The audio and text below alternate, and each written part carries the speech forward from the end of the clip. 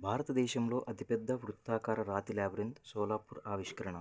ఇటీవల పురావస్తు శాస్త్రవేత్తలు మహారాష్ట్రలోని సోలాపూర్ జిల్లా బోరామని గడ్డి మైదానాల్లో ఈ లాబిరింత్ను కనుగొన్నారు.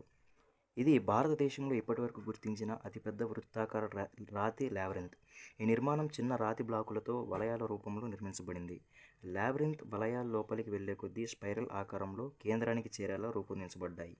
ఈ డిజైన్ మహాభారతంలోని చక్ర వ్యూహం భావనతో పోలిక కలిగి ఉన్నది. ఇంతకుముందు భారతదేశంలో అతిపెద్ద వృత్తాకార లాబిరింత్లలో 11 వలయాలు మాత్రమే ఉండేవి. సోలాపూర్ లాబిరింత్ వాటన్నింటికంటే పెద్దది. ఈ నిర్మాణం శాతవాహన వంశకాలానికి క్రీస్తు శకం మొదటి శతాబ్దాలు చెందినదిగా భావిస్తున్నారు. ఇది అప్పటి ఇండో రోమన్ వాణిజ్య సంబంధాలకు ఒక ముఖ్యమైన ఆధారంగా గుర్తించబడింది. రాతి వలయాల మధ్య మట్టి పేరుకుపోవడం వల్ల ఈ నిర్మాణం శతాబ్దాలుగా చెడకుండా ఉన్నట్లు తెలుస్తుంది.